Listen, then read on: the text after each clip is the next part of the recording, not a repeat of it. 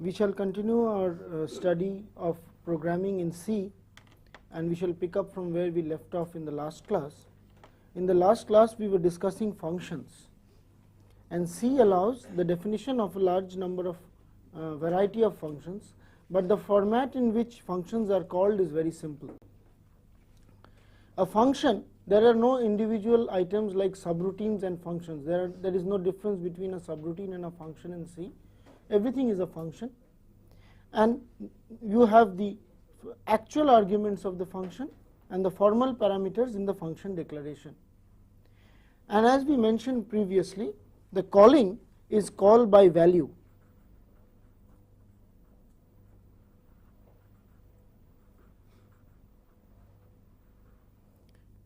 In call by value, the idea can be understood by the following scheme, that whenever a function is called, the values of the formal of the actual parameters are copied into the instantiated values as instantiated values of the formal parameters in the called function. That is, these form local variables of the new function, and the values of the main program from where it is called or any other function from where it may be called are copied here and executed, and after the execution they are not copied back. Therefore, whatever you call it with, the actual values of these variables will not change. And we understood in the previous class that if we require to change the contents of m and n, we would actually have to pass the addresses, and once we pass the addresses we would have to change the content specifically from the addresses. So we will pick up from there and we will see another example and then move on to something else. So let us go back and watch an example of an exchange program.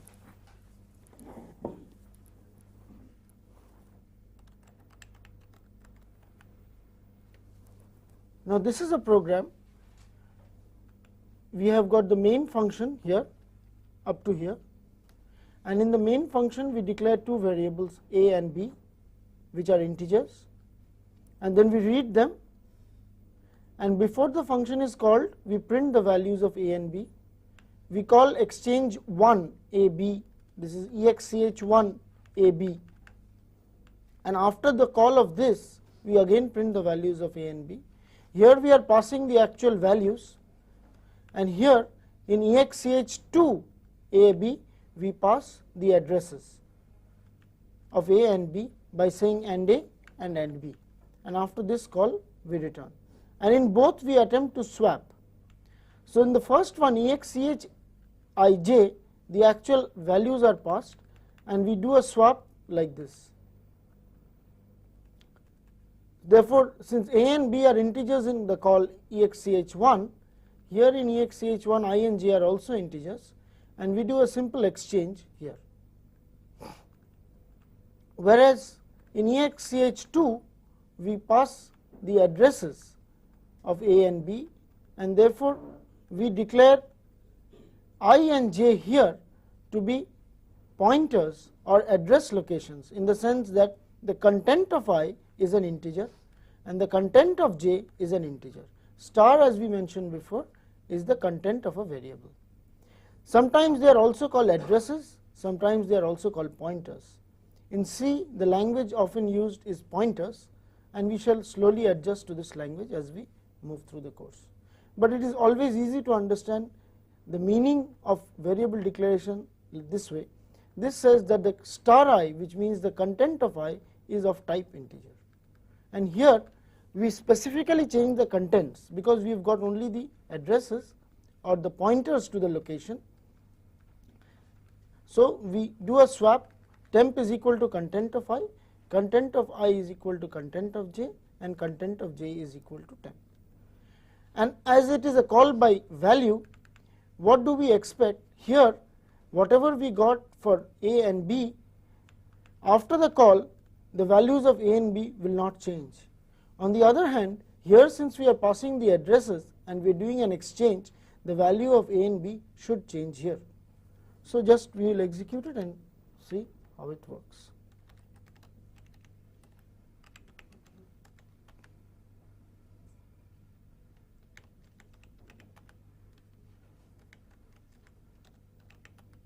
So if we pass 3 and 5, after the first call we get back 3 and 5, and after the second call we get back 5 and 3. This does not mean that the exchange did not take place here. If we want to see whether the exchange really took place here, we will just see what happened here, and that will help us to understand that whether the exchange actually took place.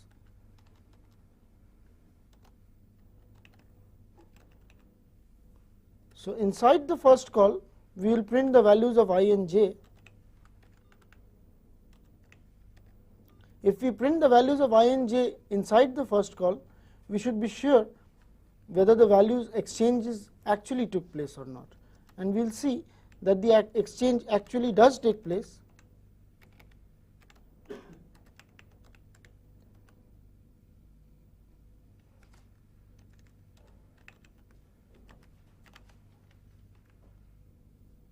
You see here, before the first call it is this, inside the first call exchange takes place, but after the first call it again the values of A and B remains the same. This is due to the fact that the call is by call by reference, call by value, sorry, it is not call by reference, it is call by value. Therefore, even though the exchange takes place here, the values of I and A and B do not affect the I and J do not affect the values of A and B. On the other hand, if you pass the addresses and change the contents of the location, the values of the addresses do not change, but the contents have changed. Therefore, even though it is a call by value, by passing address locations and changing the contents, we can make modifications in the fields. And this is how we do call by reference if we want to work it out in C.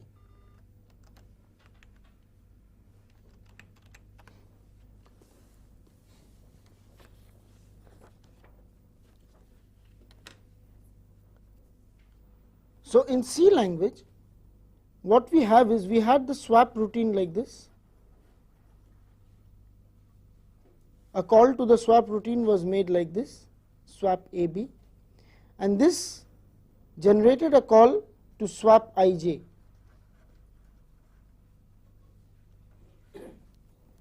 And the values of the variables here, A and B, of the main function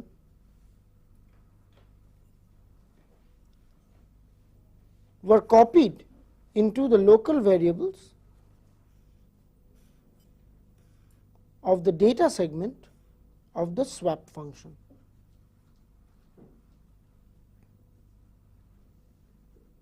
This was I, this was j, and you can have several other local variables. This was copied here and it goes back. And once the call is over, the values are not copied back. Now, in any function call in C, a schematic way of understanding how the functions operate and how the data operates is that for every program there is a static data segment associated with the function itself. That is the code. When you have the, suppose you are given a function main. Now when it is compiled, it is compiled into two parts. One is called the code segment,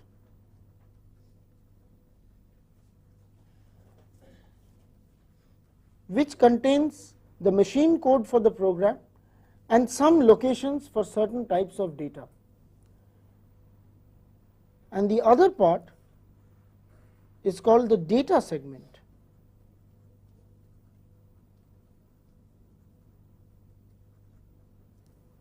which contains all the local variables of a particular function, whether it is main or whether it is something else. So there is a code segment and there is a data segment. Now whenever a function is called, the code segment starts executing and a new data segment is created for that function. So let us see slightly in more details how this works. So suppose we have a code segment for a main program and a data segment for the main program. So this is main. And for a function f un, let us say, we have a code segment and a data segment. So this is the code, this is the data, this is the code, this is the data. So in the beginning it will start executing from the main program, and maybe here there is a call to fun. Now as soon as there is a call to fun, so initially when it starts executing in the main program, there is a dynamic data segment which is created. So the data segment of the main program, the variables of the main program which are part of the data segment, for example say this is fun I and this is a local variable, so this gets loaded into a portion of the memory. Now whenever there is a call to this, a data segment corresponding to this gets stacked up. So this is main, this is fun, gets stacked up here. So this may be fun k, so corresponding to k there was a block which got loaded up here, and due to the call this value got copied here. And now suppose fun calls another one, say fun2 m, and fun2 is another function,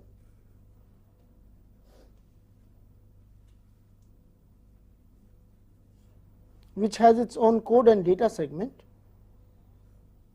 Then whenever there is a call here, this starts executing, and as soon as this starts executing, a data segment corresponding to fun2 gets stacked up at this point. And when this code completes execution, the control returns here to from where it was called, and this starts executing, and this data segment is no longer useful. So this data segment is now, as we can say in stack language, is removed or popped off from this position. And suppose there was another call, say to fun3 m, and there was a third function fun3, then as soon as this call is made after this call, a new data segment for fun3 will start from here, just after fun. So it works like this: when this is called, a data segment is put here. When this calls another one, the data segment of this is put beyond it. When suppose this completes execution and goes back, then this data segment gets popped off, and then if this calls it this one, then again a data segment for fun3 starts from here. So this is a schematic which is very useful in understanding exactly how the program works. A sequence of calls work. So we will keep this schematic structure in mind, and we will see that most of the data which are variables are dynamically allocated in the data segments. For example, they just go on being stacked one after another. However, there are certain types of variables in C which you can declare to be fixed, and they will exist in the code segment. We will come to such examples later on, but this dynamism of the data segment should be understood more clearly, and we shall see some other programs to understand how exactly this works. This will be especially important when we come to recursive programs, when we know that various data segments of the same function may exist in the stack, because the function may be calling itself directly or indirectly. So we will come to such functions in this class, but before we go to that, in C a function can be used like we have used it as a subroutine before in swap, but a function can also return a value. So in C you can make a function return a value and put it on the right hand side of any expression, other than making it like a subroutine call which we did in the example of swap. and we shall see such an example for the computation of GCD before we move on to another more involved example. So let us go back and see.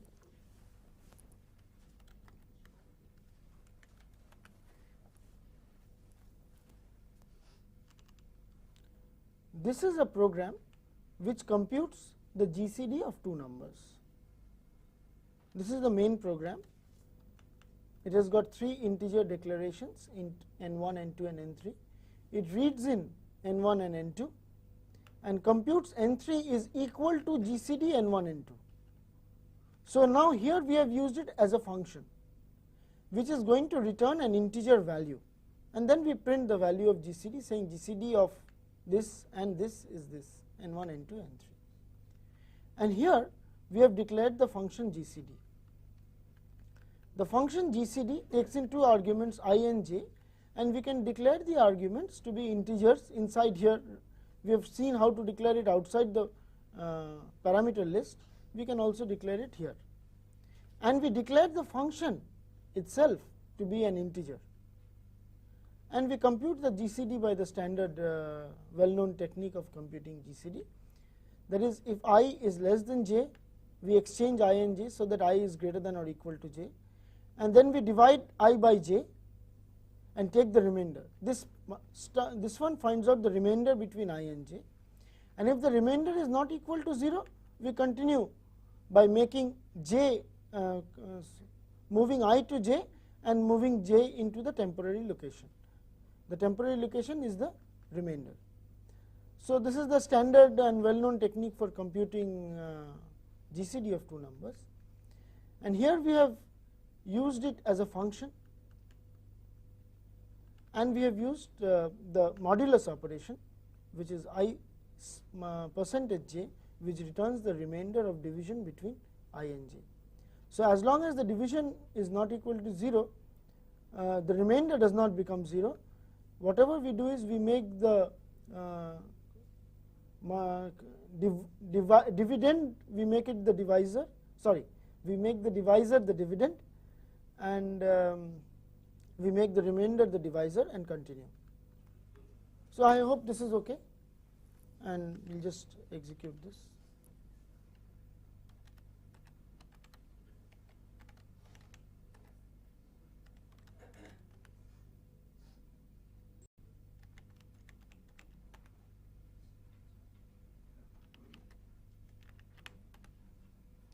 Therefore, the GCD of 45 and 105 is 15.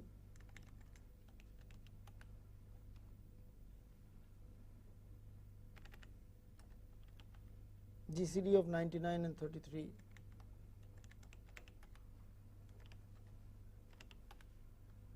GCD of 37 and 53 is 1. So this is a function which returns a value, and you can make this function into returning anything. It can return integer, it can return character, it can return several other things, and we shall see how to declare even complex such returns for a particular function. And in order to make it return something, you have to specifically give this statement return. So we have given the statement return j. It will, therefore, when the function completes execution, the value of j will be returned. Here, just to introduce the while statement. So this is the while statement, and in this while statement is like any other standard while in other programming languages. The loop starts here and continues up to this point, and in that while statement we have just converted the divisor and the remainder and adjusted their values. And the meaning of while is, as long as this condition is true, it will execute. When this condition is false, it will jump out of the loop. So we have seen the for statement for looping, and here is the example of a while statement for looping. There is another statement called the do statement, which we shall come to later on.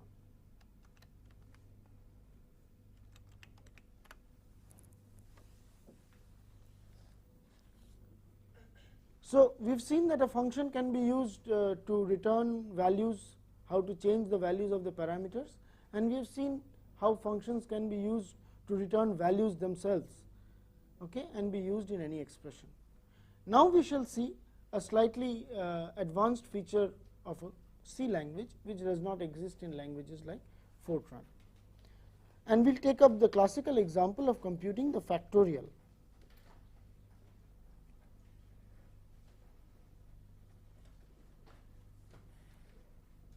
All of us know that n factorial is equal to 1 into 2 into 3 into n,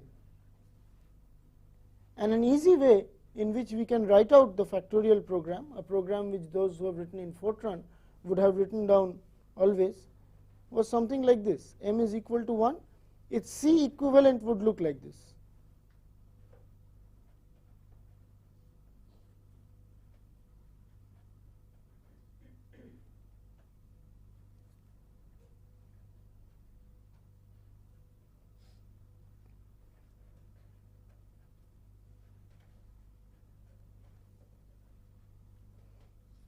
This would be the C equivalent for the program. Just in a loop you multiply 1 into 2, then into 3, then into 4, then into 5. However, factorial has got another interesting inductive definition, and the definition of factorial can be written out inductively like this: factorial of n is equal to 1 for n equal to 1 and is equal to n into factorial of n minus 1 for n greater than 1. So, factorial of n is equal to 1 if n is equal to 1, which is the base of the inductive definition. Otherwise, it is n multiplied by the factorial of n minus 1, which you can obviously see if you look at it backwards. It is n multiplied the factorial of n minus 1. Therefore, we get here an inductive definition, and in many cases of problem solving we will see that induction is a way of decomposing a problem into many parts. And C language provides you a mechanism for directly working out such an inductive definition.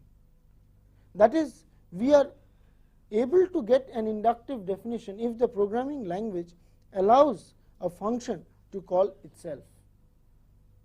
And we shall see that we can write down such functions directly in C language. So, we will write out a factorial function in C using this idea and see how it executes. So, let us go back and see how factorial executes.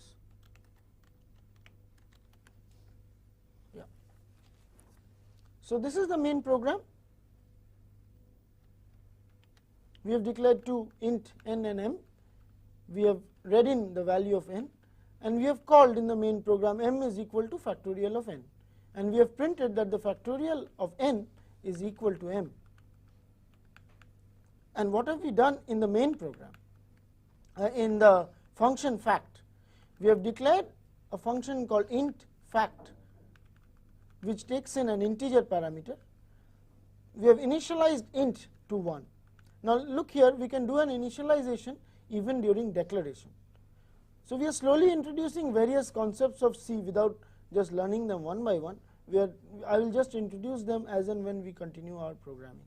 So, we can initialize a variable like this, but the main part is this: if I is greater than 1, then m is equal to I into fact of I minus 1. So, here we have done the calling of a function, and this function calls fact calls itself, and we return the value of m. So, if m is equal to 1, it returns 1, otherwise it computes this value. So, we have written out a definition of a function which calls itself. Such a function is called a recursive function. So, let us first see whether it works.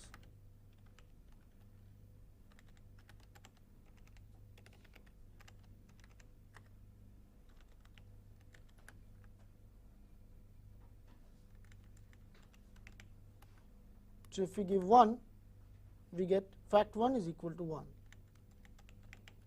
If we give 2, if we give 3, if we give 10, I think 5 is a value which we know. So, we do get the factorial value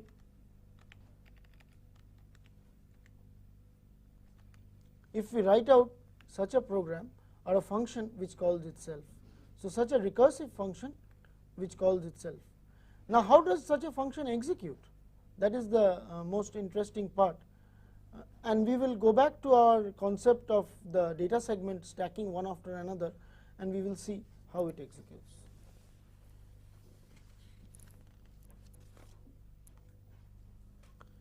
So, our basic part of the recursion was fact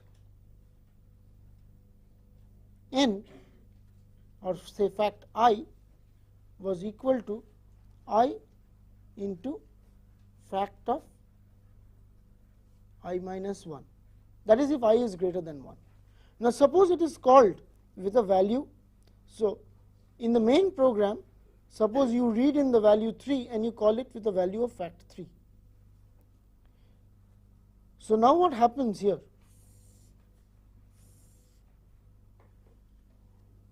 For a data segment for fact is called, and here you have got the variable I which takes in the value 3. Now, once you get the value of 3, you again call fact. So, another data segment here for I is created with I minus, with value I minus 1. So, you get 2. Now, once you get 2, since this is still greater than 1, again you call fact. So, another data segment is created with value, with the value of I to be 1. So, the data segment, new copies of the data segment continue to be created one after another like this. Now, when I is equal to 1, this condition does not hold and you return 1. So, once you return 1, you come back here, you come back to this program, and this value, the value of here computes to 1, and so this computes, this comes back here and computes 2 into 1, and this value is returned back here, which computes, which goes back, and the computation there now returns 2. Now, this value goes back here, and 3 into 2 returns 6. So, what happens when a program is called is that you have got the fact program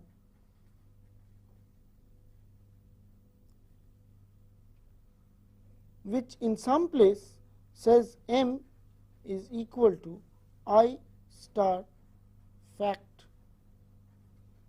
I minus 1. If this is, if I is greater than 1. So, whenever this starts executing, say as we said with 3, at this point of time it makes a call to another function. So, now we will understand it in a slightly smaller schematic. There is one variable only which is I, and another variable which is m. So, there are two variables in the data segment of fact, I and m.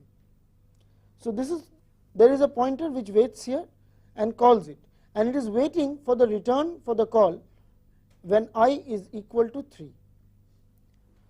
So, here I is equal to 3 and m we had initialized it to 1. So, it was just 1, and at this point it calls fact with fact 2. So, again two local variables for I and m are created, this with 2 and this, when it starts execution, initializes it to 1, comes here, here I is 2 and it again calls fact. So, another segment of two variables are called I and m. Here I is 1, m is initialized to 1, this condition does not hold true. So, it returns this value, and once it returns this value, control goes back to this and this goes out, control goes back here, and once control goes back here, immediately this value is returned this value is returned from m, sorry, m was 1, so this value is returned as 1. So now m into 1, m becomes, this is 1, 2 into 1 is computed here and it returns m. So m now becomes 2 and this value is returned back. So control now goes back to this pointer for I equal to 3, which was waiting here, and this now computes 3 into 2 and returns 6. So this will return 6. After making this 6, it will return 6. So this is a way in which you can understand it. We have only had one recursion. We will have recursion of various types later on. In order to understand such things, it is also useful to just put in some diagnostic statements in your program. For example,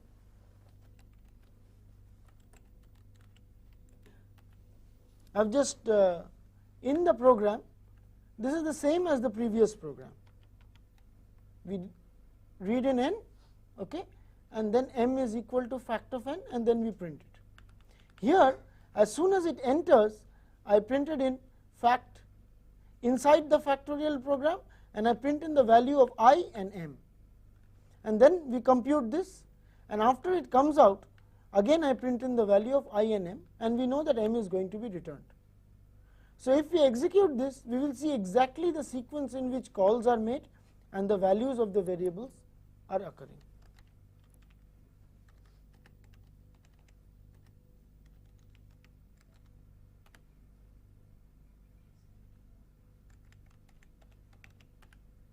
So suppose we put in 3 as we put in previously. Now see what happens. You first go inside the fact routine with I equal to 3, and then you call it with I equal to 2, then you call it with I equal to 1. This one terminates first, it goes back to the call which was made with I equal to 2. This one then terminates and returns 2, and then this one terminates and returns 6, and finally you get your value. And if you put in larger values, you will always be able to see exactly the sequence of calls, and you can print in all the local variables to see what are the values of the variables before the call is made, that is just as you enter the call and just as you go out. So this is the sequence in the factorial program.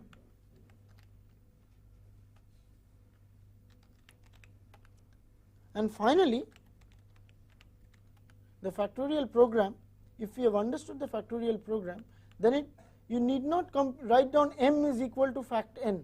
You can simply put in the function call even in the print statement expression. It works like any other expression, and you can put in the factorial call here. Similarly, you can put in a factorial call here in the return statement also, because a function can take part in an expression.